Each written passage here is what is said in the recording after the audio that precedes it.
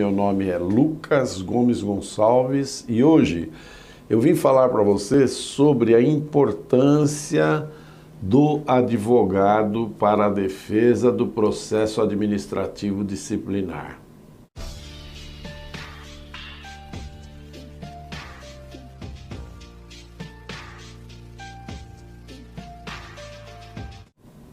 Vamos lá, primeira impressão que eu quero já passar para vocês. Bom, eu não estou aqui falando isso para angariar causas, né? Ou seja, precisa do advogado, sim, então eu vou procurar o advogado. Não é, vocês ficando comigo aqui até o final desse vídeo, você vai ver a importância de você ter um advogado constituído, tá? As minhas causas, por exemplo, eu, em causa própria, não advogo. Ué, vou falar por quê. Então fica comigo aqui, tá? O advogado é conhecedor de todos os meios inerentes à ampla defesa, né? Então tem que conhecer, não é à toa que um advogado ele faz uma faculdade e ele tem que estudar constantemente as mudanças na lei. Por quê? Porque ele tem instrumentos, né? Eu não vou levar um carro hoje, né, um carro totalmente computadorizado para uma pessoa que não estudou. O mecânico hoje em dia ele tem que estudar, ele tem que saber como funciona, ele tem que ter conhecimentos inclusive de computação, né? Diferente do mecânico de um tempo atrás, né, daquela pessoa que não tinha o preparo. Então, esse é um aspecto, tá? Eu vou te passar outros aqui, fica comigo. Bom, embora, né, pareça ser de escolha do acusado se fazer representar por advogado ou não, tá? A maioria das unidades processantes exige que seja representado ele por um advogado. E quando ele não apresenta um, eles indicam um advogado ad hoc ou um advogado dativo para fazer a defesa, para não se alegar nulidade depois. Exatamente porque tem esse artigo da Constituição que fala que o advogado é indispensável, né? Então, a figura do advogado, um outro aspecto, confere o quê? Prestígio e cautela no tocante aos atos realizados no processo. O que quer dizer prestígio e cautela nesses atos do processo? Ele, o advogado, garante o respeito aos direitos do servidor público processado. Quantas e quantas audiências eu não fui que esse direito estava sendo vilipendiado. Você vê o teu cliente falar A e a pessoa querer escrever B no procedimento. Então, são coisas que o advogado tem que estar presente e dizer, não, não é assim, ele não disse isso, ele disse aquilo. Ou, a minha pergunta é nesse sentido, então tem que fazer valer. Então, o advogado, né, combatente, aquela pessoa que tem a cabeça centrada na defesa, ele é imprescindível. A presença do advogado em audiências ou ainda em todos os atos do processo administrativo disciplinar, como coleta de provas, como diligências, pedidos de diligências e inspeções, no oferecimento de defesa escrita, né, muito bem escrita, delineada, com jurisprudência, com doutrina, acaba por valorizar toda a atividade processual, visto que isso aprimora os procedimentos disciplinares, né? Esses procedimentos disciplinares que são promovidos pela administração pública, eles são aprimorados, né, pela presença do advogado, que busca sempre a defesa do servidor processado em qualquer circunstância. Então por aí já dá para perceber, né, que é uma fria você entrar num processo sem advogado. Cabe então ao advogado a missão de elaborar e adotar estratégias de defesa, assumir em dado momento determinadas posições processuais, além de assegurar a igualdade entre as partes do processo. Olha bem, ó, a igualdade entre as partes do processo. por que o presidente da comissão pode pedir isso, isso, isso e a defesa não pode? Pode e deve. E tem que pedir, desde que tenha plausibilidade, desde que esteja dentro de uma visão de defesa, de uma visão justa. Então, ele não vai dar, o juiz vai dar, porque você vai entrar com mandado de segurança, porque você tem que defender o teu cliente. Né? Então, essa igualdade, né, entre as partes, o Estado e o seu representado, né, aquela pessoa que você está defendendo. Então, a representação jurídica no processo administrativo é extremamente importante diante da complexidade das questões que envolvem um processo administrativo disciplinar. Tanto no tocante aos fatos, quanto no que diz respeito ao direito envolvido.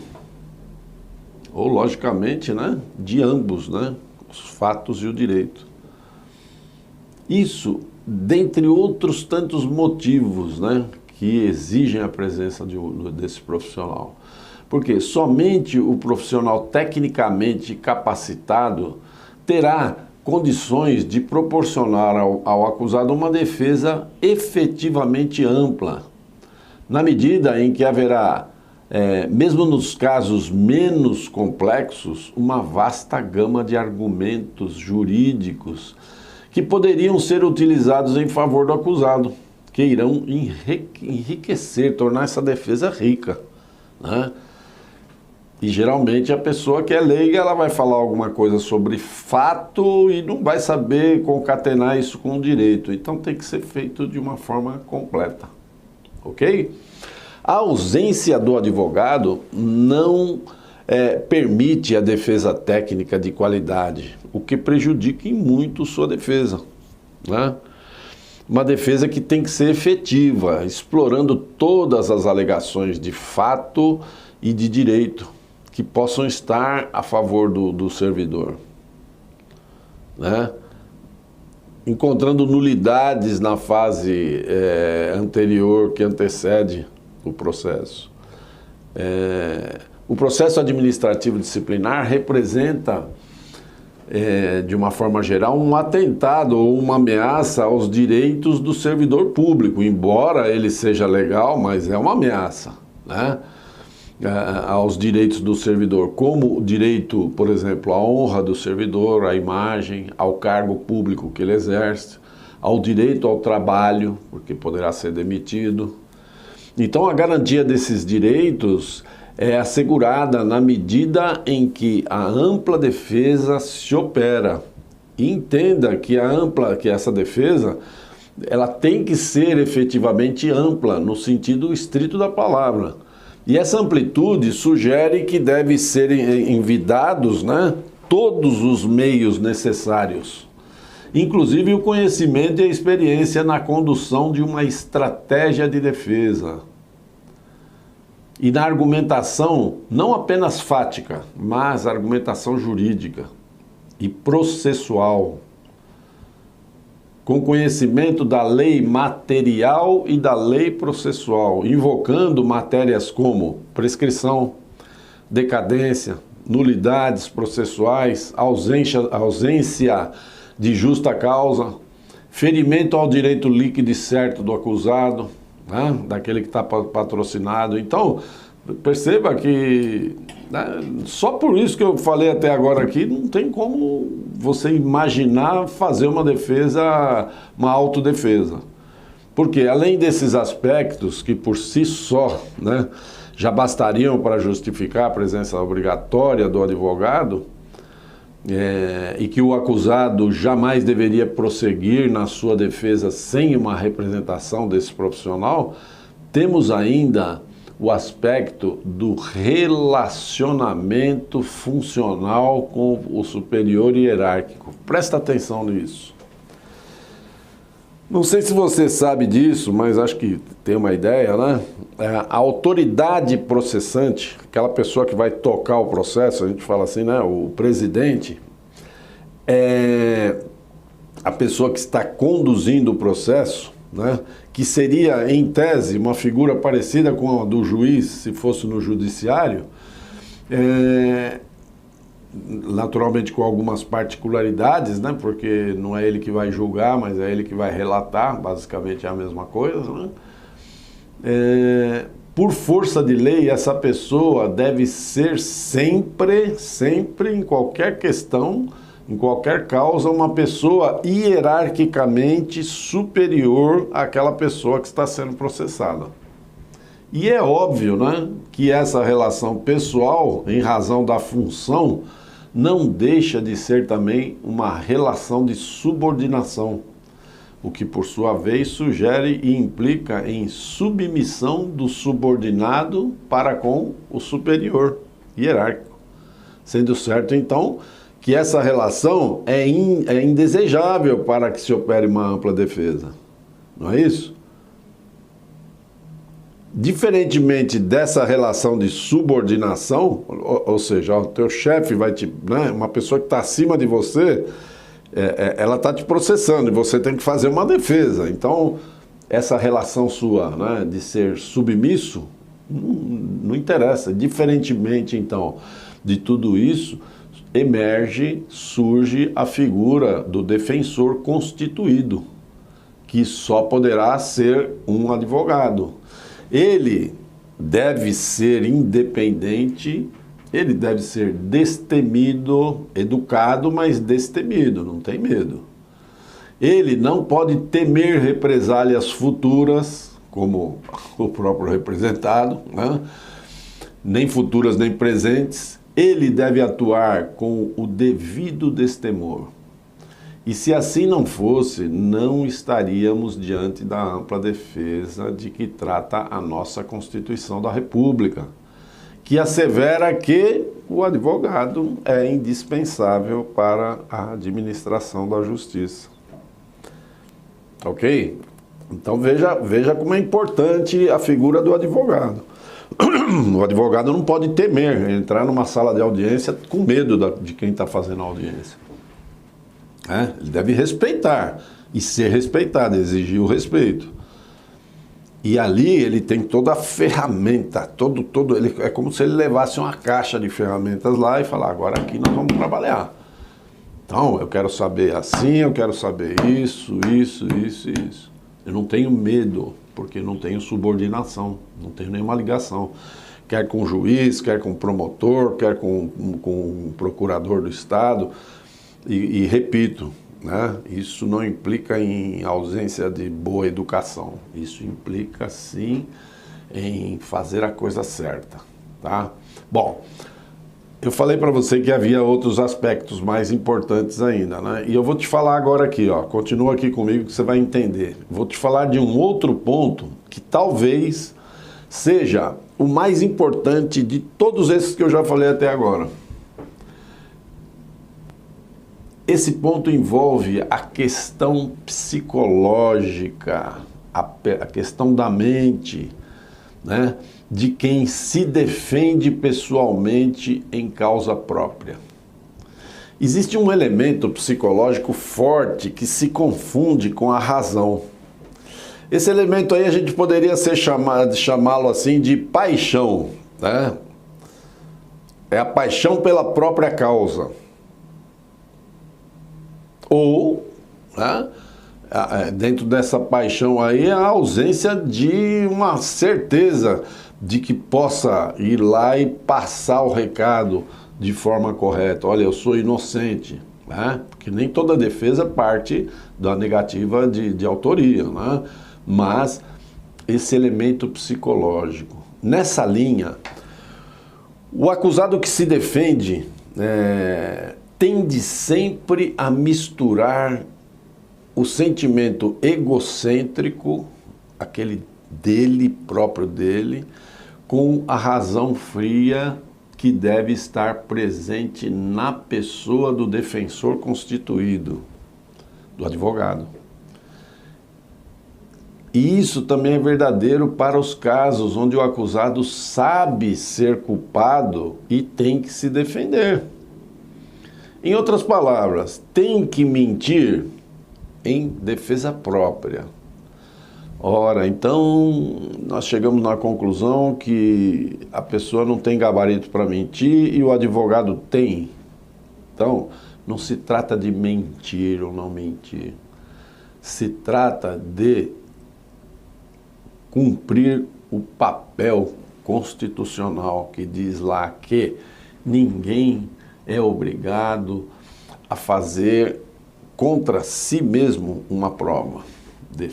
A defesa ela deve envidar todos os esforços, né?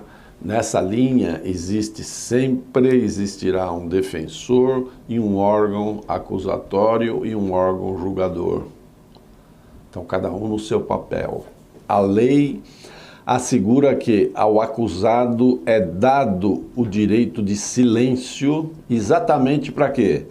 Para que ele não seja obrigado, como são as testemunhas, a dizer a verdade. De onde se extrai a conclusão que, em nome próprio, né, a defesa pode ser muito mais apaixonada do que arrazoada.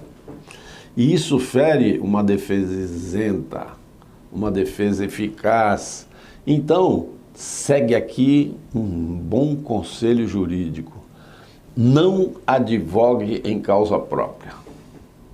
Mesmo que você seja um bacharel e conheça muito bem os ritos do processo, que você não confie em ninguém, olha, eu não confio, tem gente assim, não confia em ninguém, ele acha que se ele for fazer, ele vai fazer melhor que qualquer outra pessoa.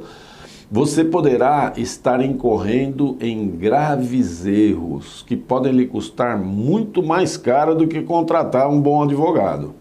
Então aqui eu não estou fazendo propaganda, tá? Então contrate um advogado para o advogado ganhar mais dinheiro. Não é isso, absolutamente não. Nas minhas causas particulares, jamais eu sou o meu próprio advogado. E obviamente, né, que não é porque eu não seja bom para isso, né, bom para advogar. Desculpe, bom para isso eu não sou mesmo, não. Eu sou um bom advogado, mas não sou um bom advogado para ser meu próprio advogado. Por quê? Porque eu sou uma pessoa que poderia ser considerada suspeita com relação à minha própria questão egocêntrica. Né? Ou seja, acima de qualquer razão, eu vou querer ter a minha eloquência, a minha colocação. Isso pode não transmitir, né, aquela certeza, aquela coisa ideal para uma ampla defesa. O funcionário, no exercício da autodefesa, diferentemente do profissional da advocacia, não saberia elaborar a defesa técnica necessária, né? Como, por exemplo, incapacidade de fazer perguntas a determinadas testemunhas,